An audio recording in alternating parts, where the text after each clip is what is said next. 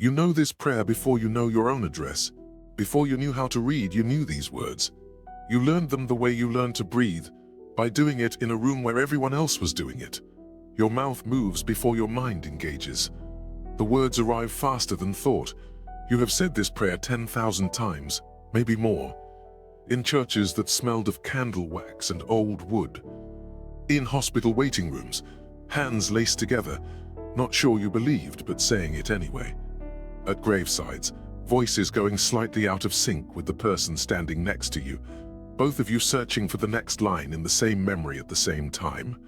The murmur of a congregation, the particular pause before "but deliver us from evil," the small mechanical click of reaching the last line and knowing the prayer is over.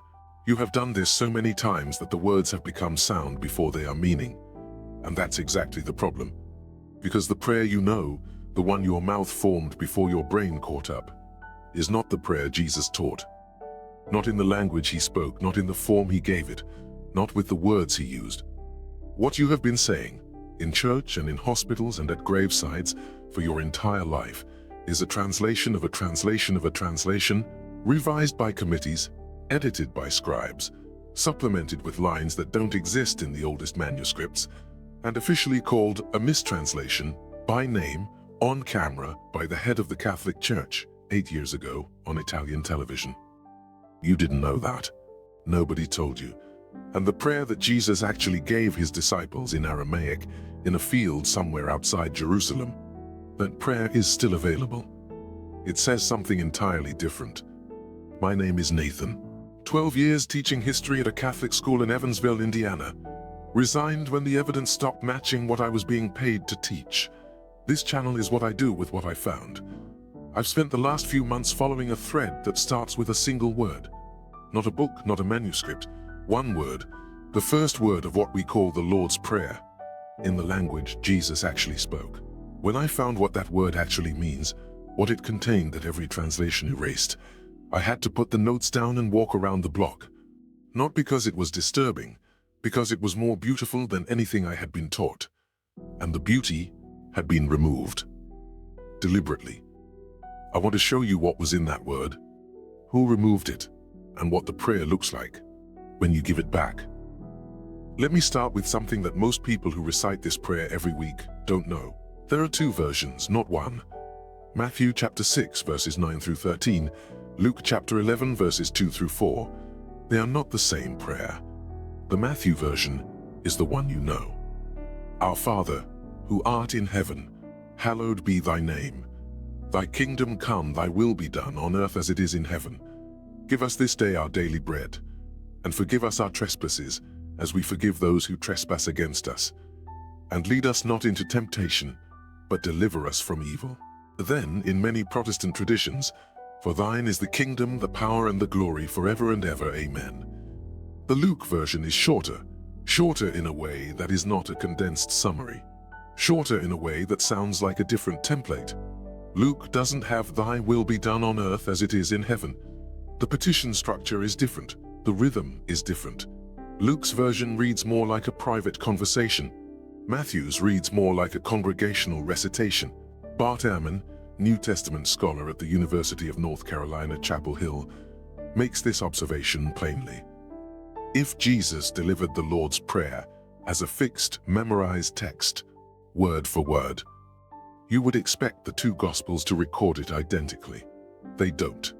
Which tells you something important about what Jesus actually intended when he gave this prayer to his disciples. He was not handing them a script. He was handing them a posture, a template, a way of standing in relation to God, not a sequence of words to recite without thinking. And somewhere in the 14 centuries between that field outside Jerusalem and the printing press, the posture became a script. The template became a liturgy. The invitation became a formula. J.J. Benítez, who spent 40 years inside the primary sources on the life of Jesus, came back to this point again and again. He did not give them a text to memorize, Benítez wrote. He gave them a posture to inhabit. 40 years later, they had memorized the text and forgotten the posture. Think about what that means. The disciples who received this prayer directly from Jesus in a field in Aramaic from his own mouth passed it on as a template. They didn't agree word for word, gospel to gospel, because they understood it as a model, not a mandate. The people who turned it into a mandatory recitation were not the disciples. They came later, much later, and they had institutional reasons for wanting one fixed version. Now let me show you what was in the first word. The prayer you know begins, "Our Father, who art in heaven." In the original Aramaic, the language Jesus actually spoke, the language he taught his disciples in, the prayer begins with a single sound, Abwoon. Just that. It is not a simple translation of "Our Father." Douglas-Klotz spent years working with the Peshitta, the ancient Aramaic text of the New Testament, specifically examining the Lord's Prayer word by word. His findings are published in a book called Prayers of the Cosmos, HarperCollins, 1990. This is not fringe scholarship. This is methodical Aramaic linguistics, published by a major academic press. His finding on Abwoon, the word is a compound. At its root is Abba, the Aramaic word for father, specifically the intimate, informal word, not the formal address of a subject to a king, the word a small child uses, daddy, papa. Jesus was the first person in recorded Jewish history to use Abba as an address to God. No rabbi before him did this, no Pharisee, no scribe, no prayer in the Hebrew tradition addressed God with the intimacy of a child speaking to a parent they trusted completely. Jesus introduced that. But Abwoon is not just Abba. The suffix woon in Aramaic carries a meaning that has no simple English equivalent. It holds the sense of womb, of emergence, of the source from which something is breathed into being. Abwoon does not mean our Father in heaven. Douglas-Klotz translates it as something closer to, "O thou from whose breathing all creation springs," or "O parent, birther, origin of the cosmos." A sound that holds both masculine and feminine simultaneously, not a father enthroned above creation, a source that breathes creation into existence, and the breath is still happening. The Church chose one half of that word. The men who made the translation choices chose the Father. They left the womb. They gave you a God enthroned. They erased the God who breathes. Jesus opened the most famous prayer in human history with a word that contained both. Every translation since Jerome's 4th century Latin has given you one half. There is a moment that comes when you sit with this long enough. Not a theological argument, a physical sensation. Imagine saying the first word differently.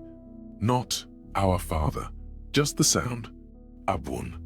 Something older than the English, something that doesn't position God above you and distant, but surrounds you, the way breathing surrounds you, present and immediate and happening right now. That is the God Jesus was speaking to. You were never introduced. The translation introduced you to one half of the opening word and withheld the rest for 14 centuries. The rest was available. It just wasn't handed to you. I need to tell you about my grandmother's Bible. She was a woman who took religion seriously, in the way that people who have suffered tend to take it seriously, not performatively, with a kind of quiet grip. She had a handwritten copy of the Lord's Prayer tucked into the front of her Bible. She had written it out in her own hand, in the particular careful cursive of her generation. When I was going through her things after she died, I found that paper, and I noticed something. In the line, "Forgive us our debts," she had crossed out debts, written trespasses above it, then crossed out trespasses, and left it blank. I asked my father about it. He didn't know. I held on to that paper for years before I understood what she had stumbled into. She had accidentally discovered a 500-year argument that the Church never resolved. Matthew's original Greek uses opphilema, meaning debts.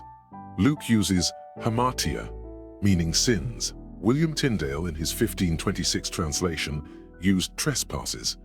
The King James Bible used debts. Anglican churches say trespasses.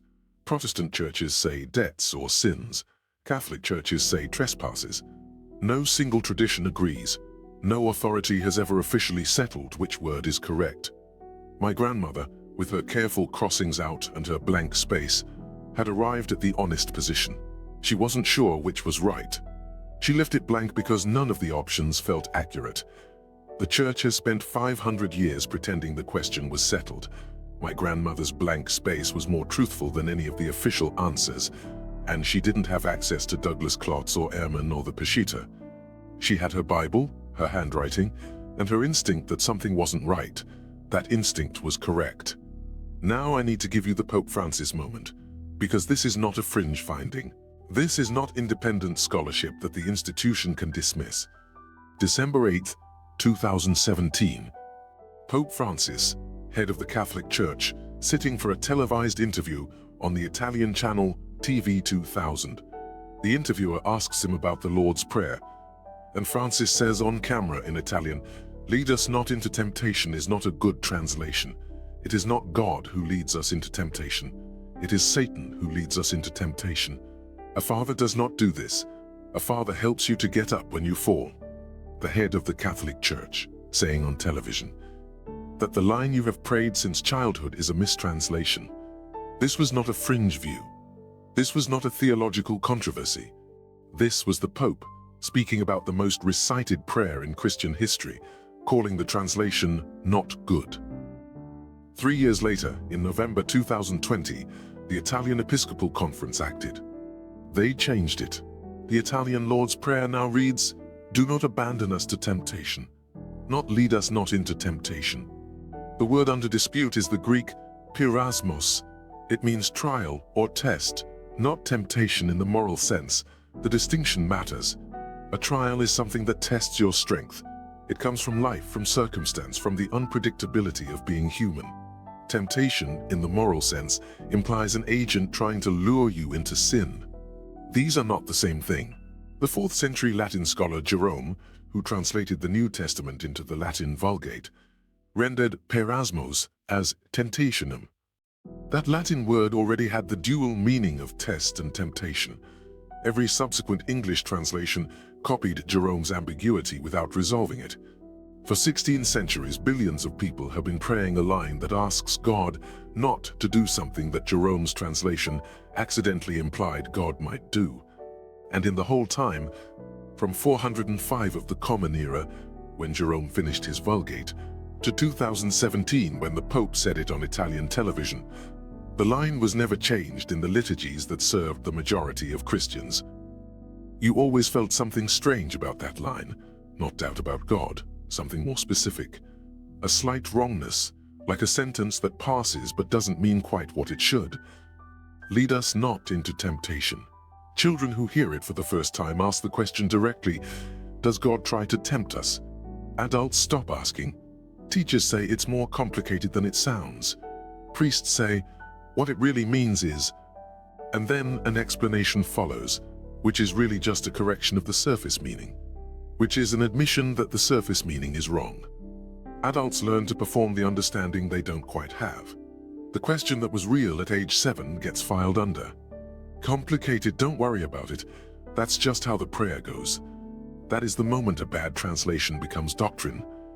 When the wrong words are recited long enough that asking about them feels impolite. You weren't confused, you weren't lacking faith. You were accurately reading a translation error that Jerome made in the 4th century and that no one corrected for 1600 years. Your instinct was right. The prayer was wrong. There is another word in this prayer that has never been explained, not misunderstood, not mistranslated, never understood by anyone. Give us this day our daily bread. The Greek word translated as daily is epiosios. It appears nowhere else in the entire corpus of ancient Greek literature. Not once, not in a single secular papyrus, not in another religious text, not in any philosophical document, not in any commercial record from the ancient Mediterranean world. The scholar Origen, who lived in the 3rd century and had access to libraries we no longer have, noted that he could not find the word anywhere else. He said it may have been coined specifically for this prayer. Modern scholars have proposed 3 possible meanings. It might mean daily in the sense of what is sufficient for the day.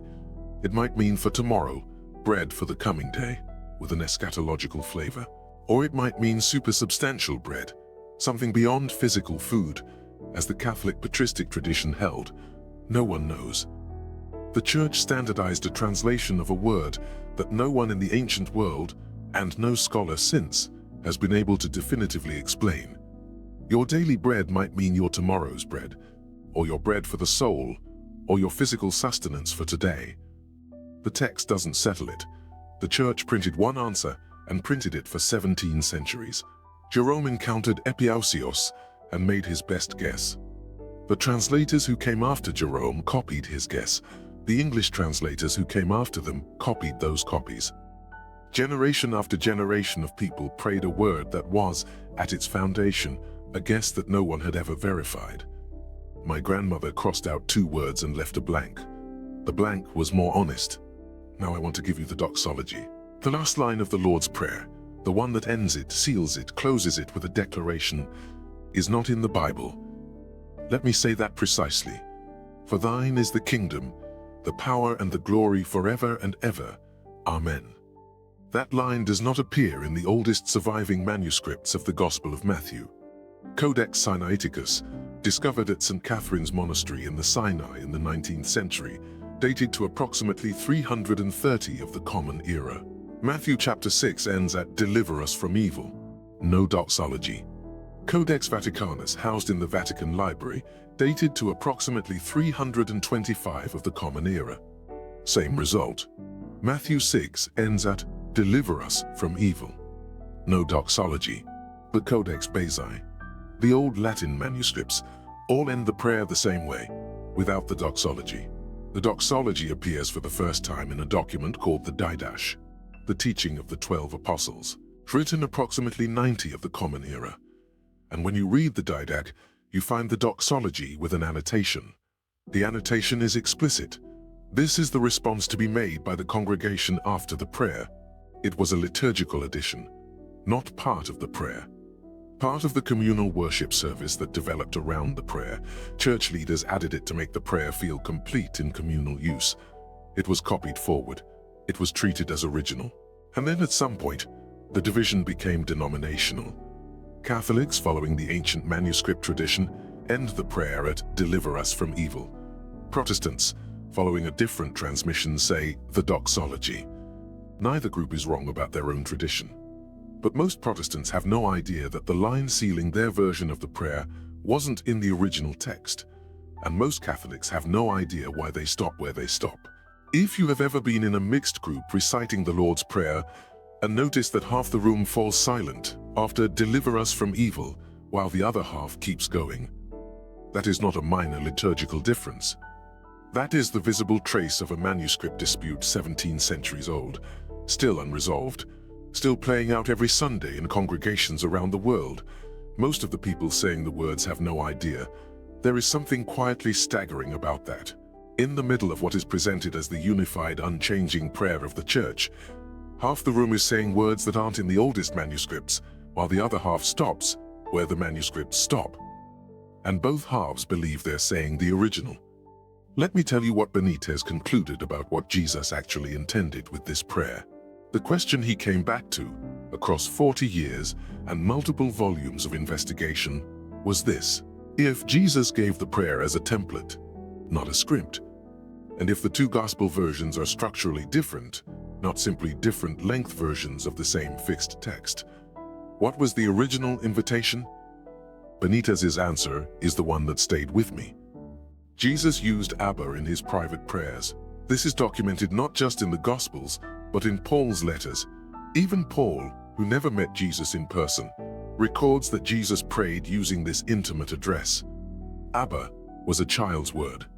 The word you use for a father you trust so completely that formality hasn't occurred to you. No one in Jewish liturgy before Jesus addressed God this way. No rabbi, no Pharisee, no priest. It was borderline shocking in its familiarity. In the religious culture of first-century Judea, you approached God through layers of formality, mediation, law. You did not call God Daddy. Jesus did.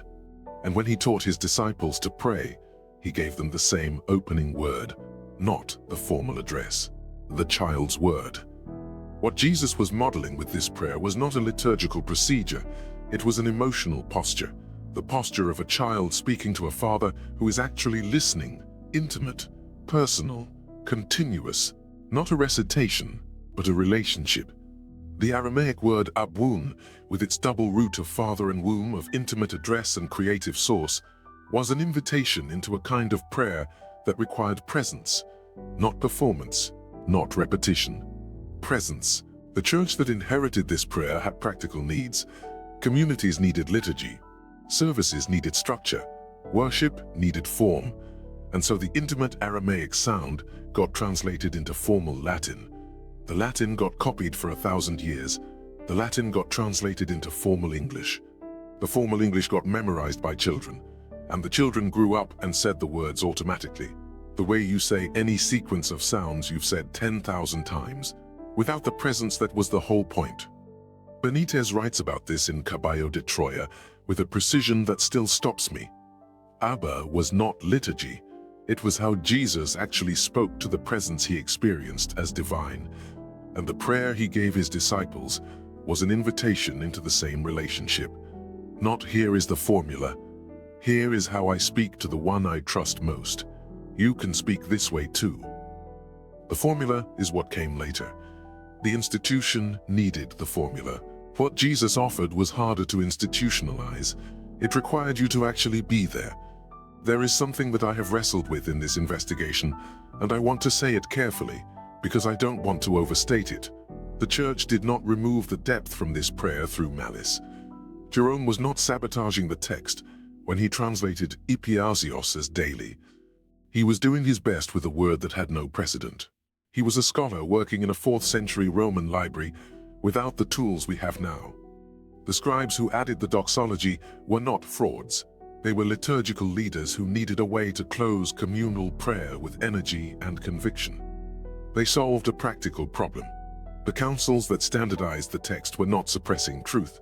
They were managing the practical challenge of a global institution that needed one prayer, not 40 versions. Every translation choice was made by a human being trying to solve a real problem. The problem is what was lost in the solving. Abwoon is available. The Aramaic text is published. Neil Douglas-Klotz's word-by-word analysis has been in print since 1990. The Codex Sinaiticus is fully digitized and freely accessible online. The Pope Francis interview from December 2017 is on YouTube. The Didache is available in English translation from any university library. The information is not hidden. It was just never handed to you. The institution decided that depth was optional for 14 centuries. There is something I find genuinely moving about my grandmother's paper, the crossings out, the blank space. She was a woman who had prayed this prayer her entire life, probably 40, 50 years of weekly recitation, possibly more. And at some point, I don't know when, I don't know what prompted it, she sat down and tried to write out the prayer correctly and discovered she didn't know what the word was. She tried 2 options. She rejected both. She left the blank. She died without knowing that the blank was not ignorance. It was the most accurate position available. The scholars who have spent careers on this word have not done better than her blank. They've offered debts and trespasses and sins with explanations attached, but none of the explanations settles the question. She didn't have the scholarship, but she had something that mattered more. She refused to say a word she didn't believe was right. In the middle of a prayer she'd said 1,000 times, something stopped her, and she sat with the question. I think that pause was closer to what Jesus intended than all the liturgical certainty layered on top of it. The prayer is supposed to require that presence. The automaticity, the 1,000 recitations without a thought, was precisely what Jesus was trying to interrupt when he said, pray like this, like a child, actually present, actually speaking to someone. Think about what happens the next time you say it. Not a different prayer, the same words, but with what you know now. The prayer isn't wrong, but you were never told what was in it. You were handed the words without the meaning, the script without the posture, the mouth movement without the presence. And the absence of the meaning is not a minor thing. It is, in some sense, the entire thing. Let me leave you with this, not a conclusion, just the record. The opening word, Abwoon, in the language Jesus spoke, contains both father and womb, both masculine and feminine. Every translation has given you one half. The word for daily epiousios, appears nowhere else in ancient Greek. No one knows what it means.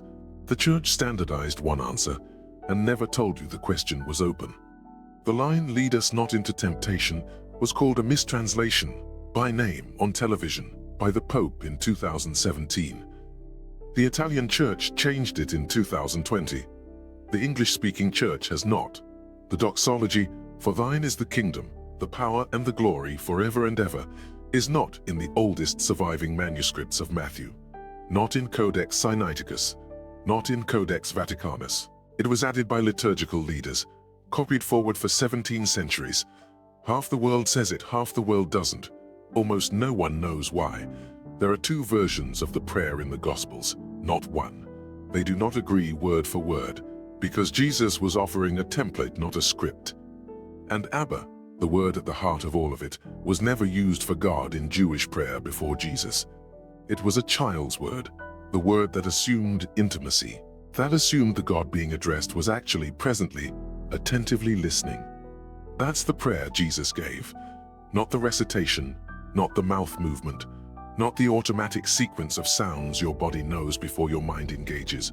Something smaller, something more demanding. The practiced stillness of a child who trusts that the one they're speaking to is already in the room. The prayer hasn't changed, but you now know what was in it. What you do with that is between you and whatever you call the source of all breathing.